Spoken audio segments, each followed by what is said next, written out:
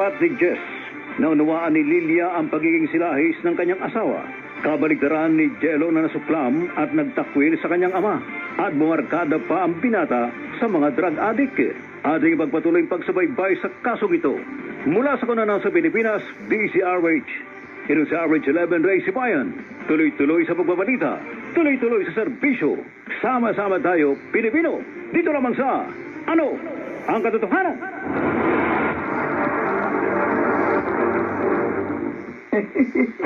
Tambay? Kami ba kinakausap mo? Kayo nga. Bakit? Ano problema mo? Kilala ka ba namin? Hindi. Kilala mo kami? Hindi rin. Oh. Pero nakita kong kasama kayo ni Jello. Yung boyfriend ko. Akala ko. Isa ka sa na-hold up namin eh. Kaya lumapit ka sa amin para sitahin kami. Kahit naman magka-atraso kami sa'yo, wala kang magagawa para resmakan kami. Dahil babae ka at nag-iisa. Dalawa kami ng katropa ko. Bago ko kayo nilapitan, nakapagtanong-tanong na ako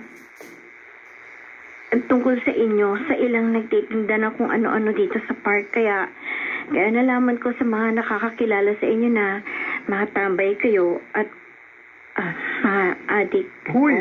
Oh, wow! Anong pakialam mo? Kung totoong mga adik kami, ha? At kasama kami ni Jello na siyota mo. Nauna lang kaming lumabas sa kanya sa comfort room. Kaya naghihintay kami sa kanya dito sa labas. Lumapit ako sa inyo habang hindi niyo kasama si Jello para sana makiusap sa inyo. Uy, makiusap? Kung pwede sana. Ano? Huwag niyo ibuyo sa masamang bisyo boyfriend ko. Uy. Lumayo kayo sa kanya. Bakit ba marunong ka pa sa amin? Maawa naman kayo kay Jello.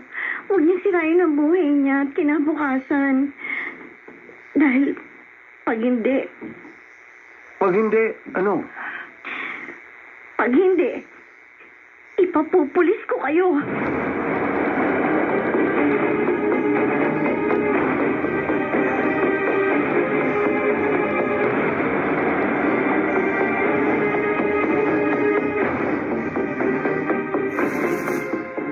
Ano?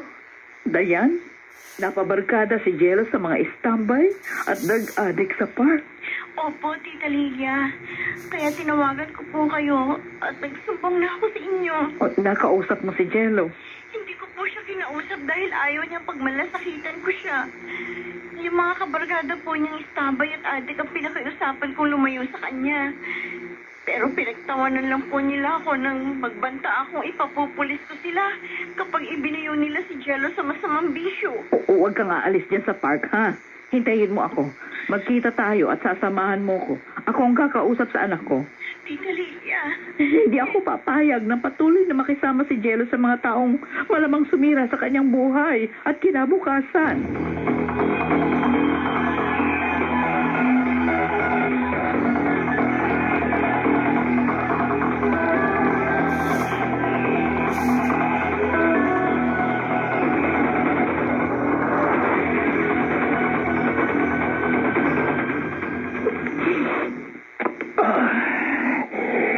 Tama kayo, Saldi, Manny. Ang sarap tumira nitong marijuana na pinatikim nyo sa akin. Kahit nandito tayo sa park. Dahil sabi nyo, walang magpapahamak sa atin dahil sa takot sa inyo. Hindi lang damong matitikman mo habang nagtatagal ang pagbalkada mo sa amin ni Manny Jello. Oo nga. Kapag nakadilayan siya kami, patitikman ka rin namin ang bato. Mas masarap tumira ng shabu, Jello. At kapag kargado ka na sa droga, makakalimutan mo ang iyong mga problema. Talagang gusto kong makakalimutan ang mga problema ko. Kaya okay lang sa akin. Kahit anong klaseng drogang ipatikim niyo sa akin. Jello, wag! Uy. Huwag ka pumayag na ibuyo ka sa masamang bisyo ng mga adik na yan. Wow. Dayan. Darating dito sa park ang mami mo. Ano? Susundin ka niya. Dahil isinumbong ko sa kanya na nakipagbarkada ka sa mga adik. Na malamang sumira sa buhay at kinabukasan mo. Wow. Di ba sinabi ko na sa'yo, ano man ang gawin ko, huwag mo akong pakialaman. Malamang masira ang buhay mo kapag patuloy kang nakisama sa dalawang yan. Kaya lumayo ka sa kanila. Ikaw ang lumayo sa akin. Jello! O ano? Paya ka ngayon, ano, ha? No, Dayan. Sagad ba ang pagkapahiya mo? Ha? Jello, pababayaan mo bang pagtawanan ako ng mga adik na yan? Nagmamalasakit lang ako sa'yo. Hindi ko kailangan ng pagmamalasakit mo. Umalis ka na rito. Kung ayaw mo, lalo kang mapahiya. Jello! Umalis ka na!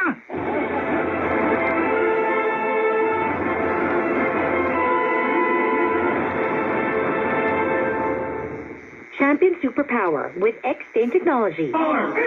This portion is brought to you by ACS Manufacturing Corp. Dito lamang sa Ano ang Katotohanan? Father Eddie, Huwag kang magproblema, Dayan. binaliwala po ni Jello ang pagmamalasakit ko sa kanya. Talagang nalalabuan ang pag-iisip ng taong may masamang bisyo. Pinahiya po niya ako at pinagtabuyan sa park. At mas binigyan po niya ng importansya ang kanyang mga kabarkada. Sayang. At hindi nakausap si Jello ng kanyang ina. Nang dumating po kasi sa park ang mami niya, nakalayo na si Jello kasama yung mga adik. Makikilala rin ng boyfriend mo ang pagkakamali niya. At binaliwala rin po niya yung mga advice ninyo sa kanya. Hindi likas na masama si Jello. Totoo po yun. Nagre-rebelde lamang siya dahil sa nalantad sa kanyang pagkatao ng kanyang ama. Ano po kayang mabuti? Para humiwalay si Jello sa masama niyang barkada. At para umuwi na siya sa kanila. Ipagdasal natin siya. Father, Naniniwala akong makikilala rin ni Jello ang kanyang pagkakamali at hindi niya tuluyang sisirain ang kanyang buhay at kinabukasan sa awa at tulong ng Diyos.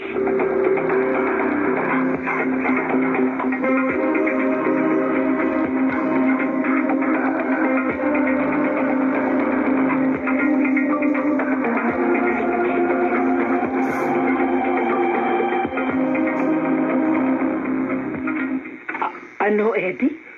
Angelo Antaso? Opo, Ma. Angelo Antaso ang buong pangalan ni Jello. Ang boyfriend ng parishioner ko. Ay, nagkakilala na pala kayo. Yes, Ma. Bago ako naparito para dumalaw uli sa inyo, nagkakilala na kami ni Jello. At napayuhan ko na po siya dahil sa nalaman kong mabigat niyang problema. Ano bang mabigat na problema ng Angelo Antaso na yon? Nalantad sa kanya na ang kanyang ama ay si Lahis. Si Lahis? Lalaki na may pagkakataong nagkakaroon ng paghanga at pagnanasa sa kapwa lalaki. Kuminsan nagkakaroon ng pusong babae. Kaya naaawa ako kay Jello. Nagrebelde at naglaya siya sa kanila dahil hindi niya matanggap ang pagkatao ng kanyang ama. At ngayon napipintong masira ang kanyang buhay at kinabukasan dahil napabarkada siya sa mga istambay na may masasamang bisyo. Kawawa po si Jello kapag tuluyan siyang napariwara. Ay, Eddie anak, huwag mong guluhin ang isip mo sa problema ng ibang tao. Ewan ko, Ma. Hindi ko po maintindihan. Pero nang magkita at magkausap kami ni Jello, parang magaan ang loob ko sa kanya. At isa pa pong napansin ko, may pagkakahawig kami. Pakiramdam ko, parang hindi ibang tao sa akin si Jello. Sana, ubos na ang sabon at tinira natin, Saldi. Baya lang kasi nadalayan siya namin ni Manny eh. Doon sa na-hold up namin sa tabing dagat. Kakakunti yung nabili namin patok. Pero may paraan. para hindi tayo mabitin, Jello Boy. Ano yan? Ikaw naman ang dumiskarte. Ako? Oo, Jello. Ikaw naman ang dumilihensya. Didiskarte ako ng pambili ng shabu? Kaya mo ba? Huh? Kaya mo bang mang-hold up?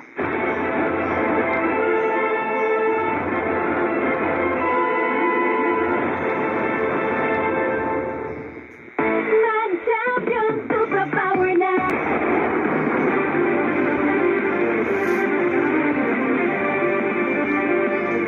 Dahil sa epekto ng droga, naging sunod-sunuran si Jello sa mungkahin ng kanyang mga kabarkada na mang-hold up siya.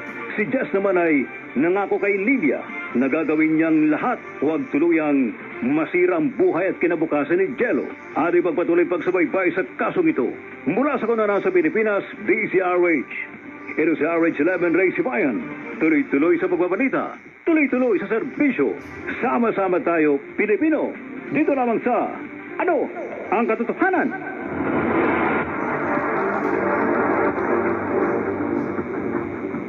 Ako, Lilia.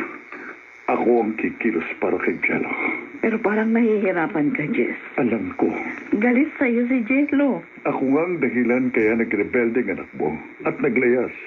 Kaya ako ang dapat gumawa ng paraan para mapauwi siya. Kahit kung tutuusin, hindi ko dapat gawin yun. Pero magsasakripisyo ko. Dahil sa pagmamahal ko sa iyo at sa anak mo. Ay, sana nga. Sana'y makagawa ka ng paraan para umuwi si Jello dito sa bahay. Talagang yun ang sisikapin ko, Lilia. Ang mapauwi si Jello bago maging huli ang lahat para sa kanya.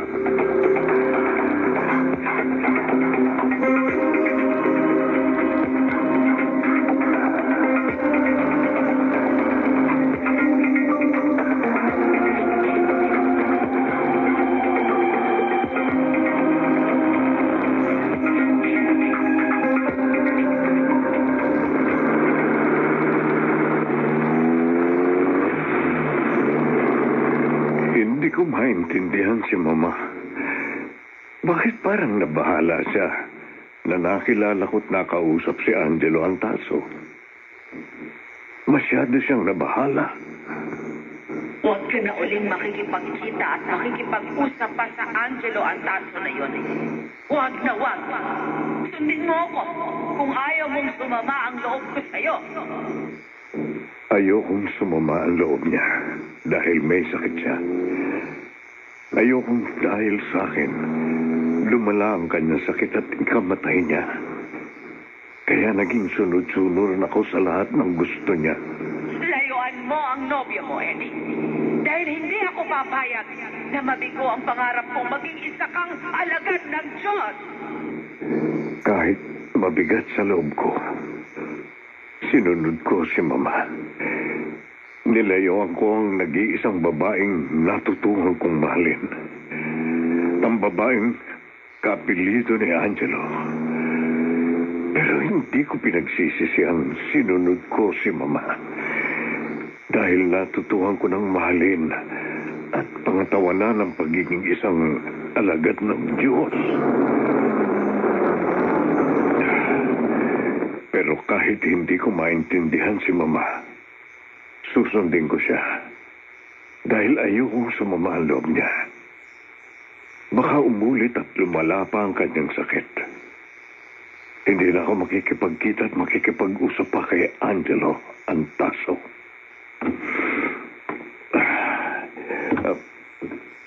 Teka. Nasa loob ng eskinita ang bahay ang isa kong parishioner na tumawag sa akin kanina para pabindisyonan ang ama niyang may malubang sakit na gusto na raw magkumpisal sa pare. Papasok na ako kahit medyo madilim sa eskinita. Huwag kang papalag. Kapag pumalag ka, itatara ko sa lalamunan mo itong matalas na hawa ko. Pero... Akin ang wallet mo. Akin ang... Jello? Father Eddie. Ikaw ang nang-hold up sa akin? Huwag mo ko ipapahamak, Father. Kapag ipinahamak mo ako, tutuluyan kita. Papatayin kita.